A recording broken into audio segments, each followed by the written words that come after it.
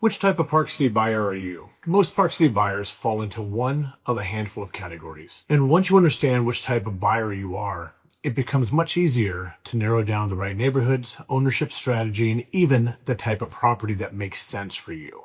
So let's walk through the four most common buyer profiles that I see and work with in Park City. The investor. You're primarily buying for income and long-term appreciation. The property is meant to function as an investment asset first, with short-term rental income helping offset carrying costs while the property hopefully appreciates over time. Park City can work well for this, but only in certain areas. Neighborhoods like Old Town, Canyons Village, and some parts of Deer Valley tend to be where investors focus because they offer strong short-term rental flexibility.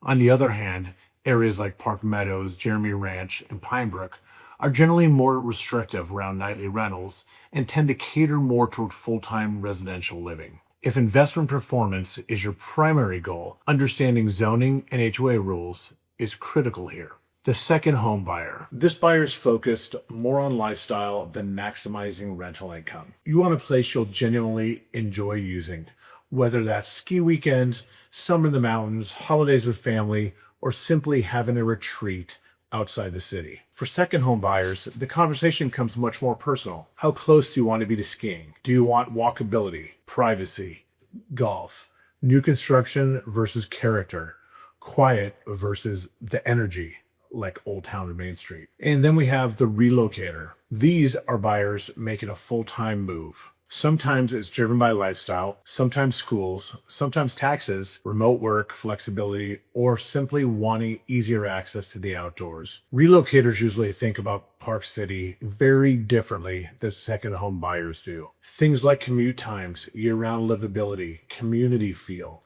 internet reliability, schools, and proximity to Salt Lake City start to matter much more. And interestingly, many relocators end up preferring neighborhoods they didn't initially expect to like when they first started searching online. And then we have the hybrid buyer. This is probably the most common category and also the hardest to define cleanly. You want a property you'll personally use, but you'd like to also have the flexibility to rent it when you're not here using it.